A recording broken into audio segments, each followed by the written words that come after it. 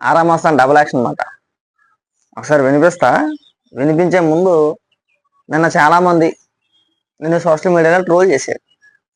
అది కాకుండా వైసీపీ పార్టీకి చెందిన పంచ ప్రభాకర్ నేను బండబూతులు తిట్టాడు, అమనాబూతులు తిట్టాడు.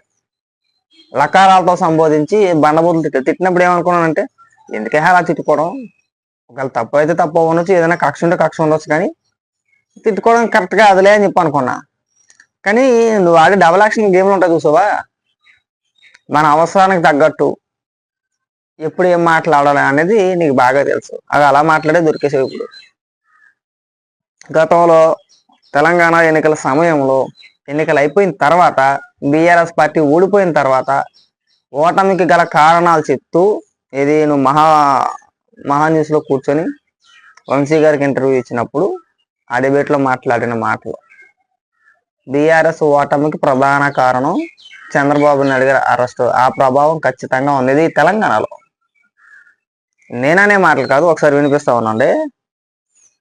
చంద్రబాబు నాయుడు గారి అరెస్ట్ అనేటువంటిది తెలంగాణలో బీఆర్ఎస్ ఓటమి జరగడానికి ప్రధానమైనటువంటి కారణంగా మీరు అభివర్ణించారు. ఏంటి అంశం విషయంలో మీరు నమ్మరు?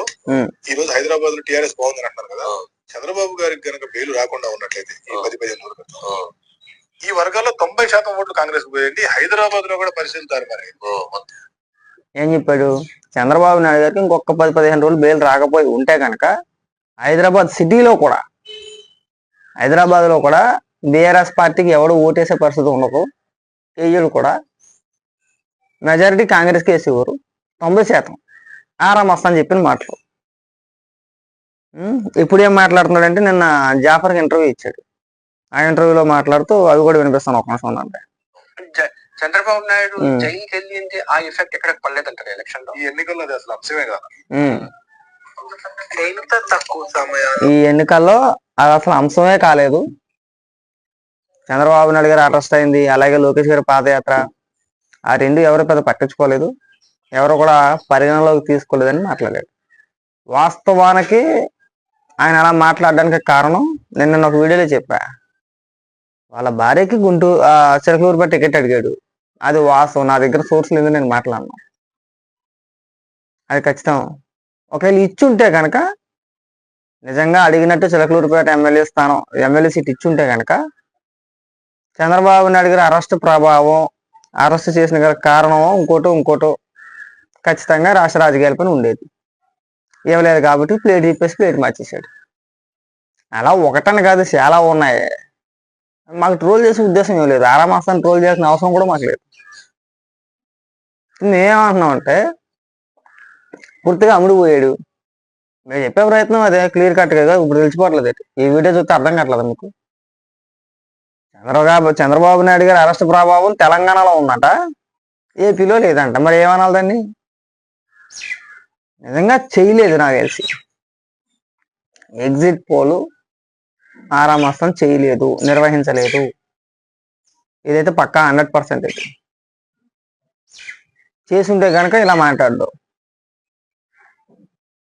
సర్వేలో కానీ ఎగ్జిట్ పోల్స్లో కానీ సర్వే ఎలాగ చేయలే, అది వేరే విషయం. అది ఎగ్జిట్ పోల్స్ నేను చేసాను, ఇగో వైఎస్ఆర్సీపీ పార్టీకి ఇన్ని సీట్లు వస్తాయి, తెలుగుదేశం పార్టీకి ఇన్ని సీట్లు వస్తాయని చెప్పేసి అని అంటున్నాడు కదా. వాస్తవానికి అది చేయకుండానే గతంలో ఏదైతే సర్వేలు చేశాడో, ఎన్నికల ముందు ఏవైతే సర్వేలు చేశాడో, నాకు తెలిసి మార్చి అనుకుంటా,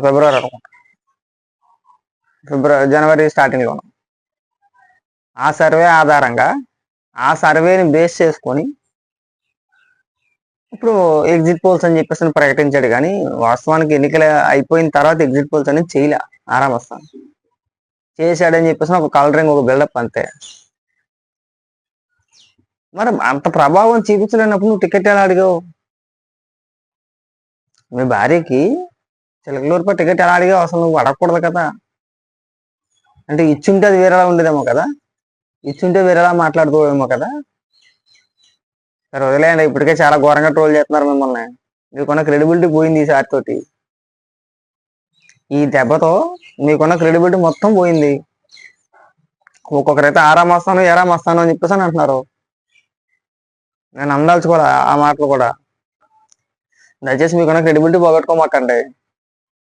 ఈ మాటలు మానేయండి. వాళ్ళకి ఇంటర్వ్యూ ఇచ్చి అక్కడ అలా జరిగింది, వీళ్ళకి ఇంటర్వ్యూ ఇచ్చి ఆ ప్రభావం ఏమీ లేదు. చంద్రబాబు నాయుడు గారు అరెస్ట్ అయిన ఉపయోగం లేదు, లోకేష్ గారు పాదయాత్ర చేసిన ఉపయోగం లేదు, జనాలు పట్టించుకోలేదు. ఇలాంటి పనికిమాల మాటలు మాట్లాడితే మీరు ఇలాగే ట్రోల్ అవుతారు. మరి దాన్ని ఏమనాలి ఇప్పుడు? ఏమైంది నీ క్రెడిబిలిటీ? ఏమైంది ఇప్పుడు? క్రెడిబిలిటీ లేని వ్యక్తిగా మిగిలిపోయావు కదా.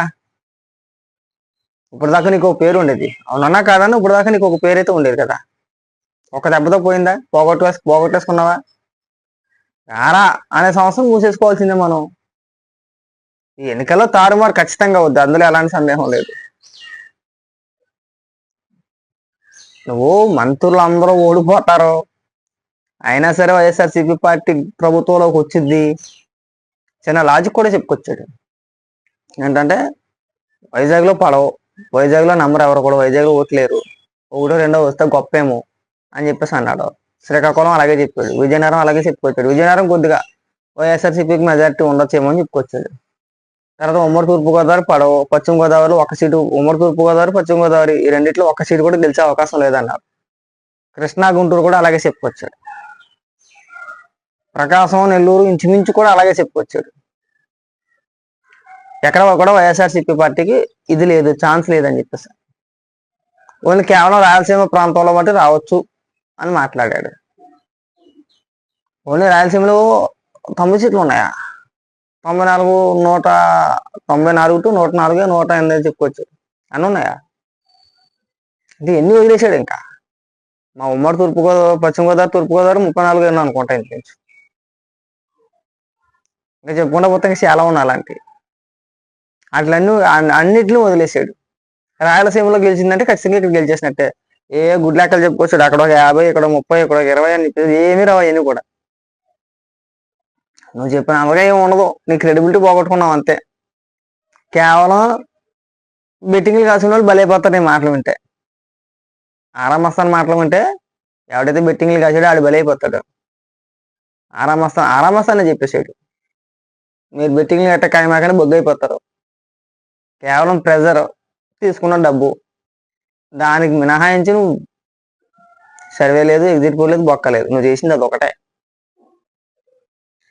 కాబట్టి ఆరామస్తాన్ గారు ఇంకెప్పుడు కూడా ఇంటర్వ్యూల పేరుతో ఇచ్చి చంద్రబాబు నాయుడు గారు అరెస్ట్ అయ్యారు కదా ఆ ప్రభావం లేదు, లోకేష్ గారు పాదయాత్ర చేశారు ఆ ప్రభావం లేదు, ఇలాంటి మాటలు మాట్లాడమాకండి. అలాంటి మాటలు మాట్లాడితే మీకు పంచి ప్రభాకర్ గారే కరెక్ట్. ఆడైతే నేను లకారాలతో సంబోధించి తిట్టాడు. అలాంటి మాటలు మీరు కూడా వినాల్సి వచ్చింది. ఊరికే తక్కువ చేసి మాట్లాడే పనులు పెట్టుకోమాకండి. చంద్రబాబు నాయుడు గారినో లోకేష్ గారినో తక్కువ చేసి మాట్లాడే పనులు పెట్టుకోవద్దు. మన పరిధి ఉంది, మన పరిధి ఎంతవరకు మాట్లాడాలో అంతవరకు మాట్లాడితే బాగుంటుంది. ఇంకా స్థాయి మించిపోయి ఇంకా ఎక్స్ట్రీమ్కి వెళ్ళిపోయి రేపు ఒక్కరోజు 4వ తారీఖు, రేపు ఒక్కరోజు, వాళ్ళ 3, రేపు 4